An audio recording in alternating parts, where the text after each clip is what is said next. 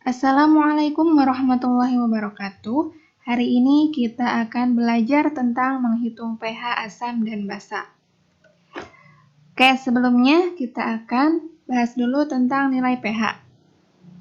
Nah, minggu kemarin kita sudah belajar tentang indikator asam dan basa, di mana indikator itu berfungsi untuk mengenal atau mengidentifikasi suatu larutan bersifat asam atau basa.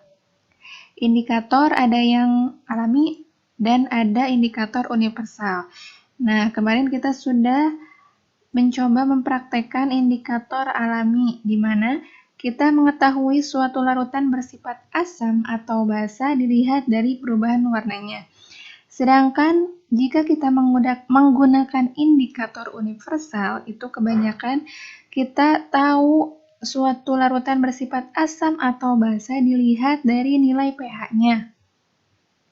Nah, nilai pH itu memberikan informasi tentang kekuatan suatu asam atau basa. Jadi tidak hanya kita tahu bersifat asam atau basa saja suatu larutannya, tapi bisa juga melihat kuat atau lemahnya suatu asam atau basa.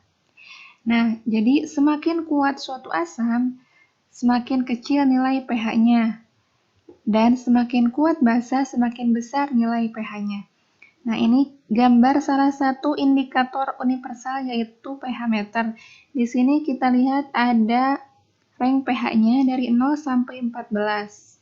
Nah, untuk pH 7 ini atau nilai pH-nya 7, maka larutan bersifat netral.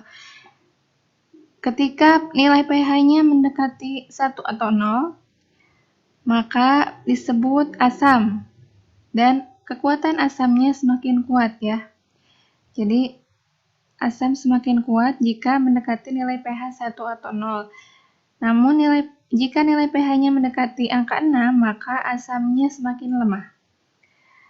Sedangkan untuk basa, jika mendekati angka 14, maka basanya basa kuat, jadi semakin kuat basanya. Sedangkan jika mendekati angka 8 nilai pH-nya, maka basanya bersifat lemah. Nah, kita akan tahu di sini apa saja larutan asam dan basa yang bersifat kuat dan juga lemah. Di sini ada tabel asam dan basa. Ini asam kuat, ini contoh dari senyawanya yang bersifat asam kuat seperti asam klorat, asam iodida, asam bromida, asam klorida, asam sulfat, dan juga asam nitrat. Sedangkan untuk asam lemahnya ada asam sianida, asam sulfida, asam karbonat, asam asetat, asam oksalat, asam nitrit, asam fluorida, dan asam fosfat. Sedangkan untuk basa ada basa kuat, di antaranya ada natrium hidroksida, kalium hidroksida, barium hidroksida, dan kalsium hidroksida. Dan basa lemahnya ada amonia atau bisa ditulis dengan NH4OH. Kemudian ada berilium oksida, zinc oksida, dan perak oksida. Nah, ini tabel untuk rumus menghitung pH-nya ya. Ini tabelnya, di mana nanti kita akan mencari dulu konsentrasi H+ untuk asam dan konsentrasi OH- untuk basa, dan baru kita akan mengetahui nilai pH-nya dengan rumus ini. Baik, untuk lebih jelasnya kita akan masuk ke contoh soalnya. Ini untuk contoh soalnya ada 4 soal. Yang pertama, larutan asam kuat HCl 0,1 m. Yang kedua, larutan asam lemah asam asetat 0,1 m. Diketahui Ka 10⁻⁵. Nomor 3, larutan basa kuat NaOH 0,1 m. Dan nomor 4, larutan basa lemah NH4OH 0,1 m dengan nilai Kb 10⁻⁵. Nah, kita akan menghitung pH 4 larutan tersebut. Nah, di sini ada perbedaan nilai Ka dan Kb. Nah, nilai Ka ini dan Kb ini khusus untuk larutan asam atau basa yang lemah saja ya. Jadi untuk yang lemah, untuk asamnya akan diketahui suatu tetapan asam yang disebut dengan Ka, dan untuk basa, suatu tetapan basanya disebut Kb. Ini untuk penyelesaian nomor 1 dan 2 ya. Untuk rumusnya bisa dilihat. Ini berasal dari tabel yang tadi ya. Nah, untuk ini konsentrasi H+, sama dengan N dikali AN itu adalah jumlah ion H+, dan A itu molaritas asam. Coba kita bahas di soal nomor 1. Menghitung pH larutan HCl 0,1 m. Pertama kita akan mencari dulu konsentrasi H+ ya. Sama dengan N kali A. Sama dengan, nah N ini kan jumlah ion H+. Di sini hidrogennya hanya 1 ya. Ini 1. Kalau misalnya ada H2SO4, nah berarti ya jumlah hidrogennya ada 2 ya. Sedangkan ini H-nya ada 1. Dikali A itu adalah molaritas atau konsentrasi yang ini nih, 0,1. Ya, 0,1 m. Jadi konsentrasi H+-nya 0,1 m.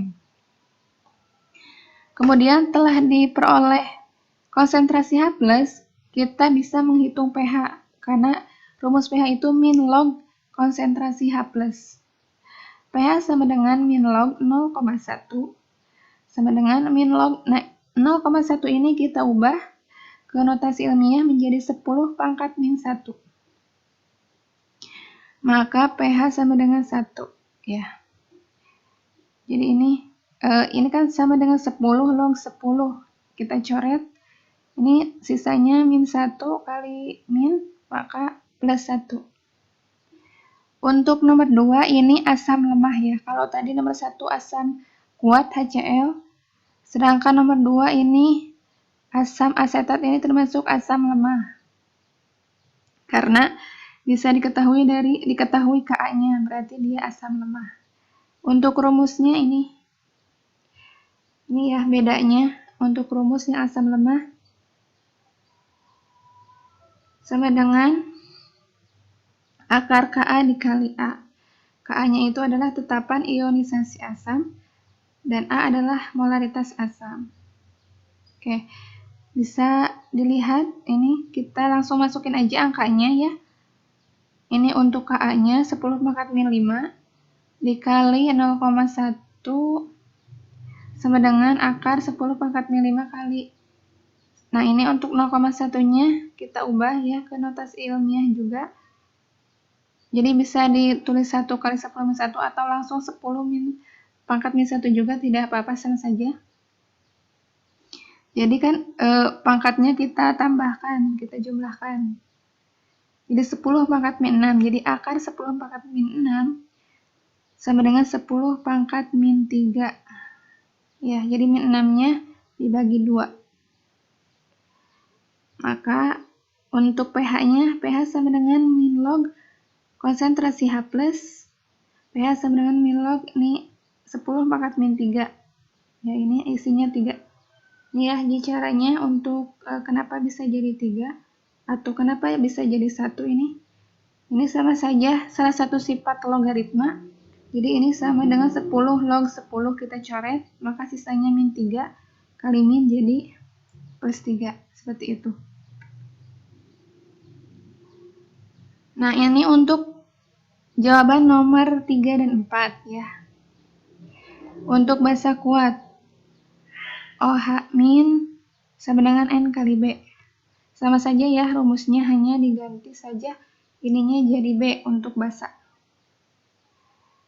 Nah, perhitungannya ini N itu jumlah dari OH min. Kalau tadi kan jumlah dari H+. Ini OH-nya ada 1 dikali 0,1 m sama ini B-nya adalah molaritas. Nah, kalau tadi langsung ke rumus pH, kalau untuk basa ini POH terlebih dahulu. Jadi min log OH min, itu ya bedanya. Jadi min log 0,1 sama seperti tadi 10 pangkat min 1 ini pOH-nya 1. Nah, baru ke mencari pH, di mana untuk rumus mencari pH-nya berbeda. Jadi 14 dikurangi pOH. 14 dikurangi pOH-nya yang ini ya, 1.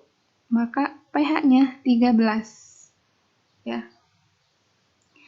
Untuk yang keduanya, ini sama seperti yang asam lemah, akar Kb kali B. Ya, perhitungannya sama. Ini 10 pangkat min 5 Kb-nya kali 0,1. Ini konsentrasinya. Ini juga sama, 10 pangkat min 6. Jadi 10 pangkat min 3. Jadi konsentrasi OH-nya 10 pangkat min 3. Nah, karena ini basa, jadi pOH terlebih dahulu. Perhitungan pOH terlebih dahulu. Jadi min log 10 pangkat min 3, hasilnya 3. Dan baru kita mencari nilai pH-nya. Sama dengan 14 min pOH. 14 dikurangi pOH-nya 3 sama dengan 11. Jadi pH-nya 11. Nah, ini contoh lain ya. Ini untuk contoh lainnya. Hitunglah pH dari larutan asam sulfat 0,01 M. Di mana diketahui log 2 sama dengan 0,3. Nah, ini asam kuat. Jadi kita pakai rumus H plus N kali A. N itu jumlah H-nya ya. Jumlah hidrogennya kan kalau tadi HCl jumlah H-nya 1, sedangkan H2SO4 hanya 2. Jadi kita tulis 2 dikali 0,01 ini molaritasnya. Jadi 2 kali 0,01 sama dengan 0,02 M. Langsung ke pH ya. Karena ini asam, jadi langsung pH tidak melewati pOH terlebih dahulu. Sama dengan min log konsentrasi H+. Min log ini kita tulis lagi 0,02. Kemudian kita ubah ini ke notasi ilmiah, jadi 2 kali 10 pangkat min 2. Nah, untuk cara perhitungannya, ini kan sama dengan 10 log 10 pangkat min 2. Jadi ini 2 ya. Jadi 2 ini di depan min log 2. Ya, itu. Jadi 2 sama dengan log 2 itu sudah diketahui di sini 0,3 kita tulis 0,3. Jadi 2 dikurangi 0,3 sama dengan 1,7. Jadi pH-nya 1,7 gitu ya. Paham ya? Jadi untuk yang bedanya di sini nih. Kalau tadi kan langsung ya, tidak ada angka 2 di sini. Karena ada angka 2 di sini, jadi untuk yang ini tetap ini 2. Kita kedepankan nih. Yang ini kita kedepankan ya untuk mudahnya. Jadi 2 min log 2. Seperti itu. Ya, cukup sekian untuk pertemuan kali ini. Semoga bisa dipahami. Mohon maaf atas kesalahannya. Terima kasih atas perhatiannya. Wassalamualaikum warahmatullahi wabarakatuh.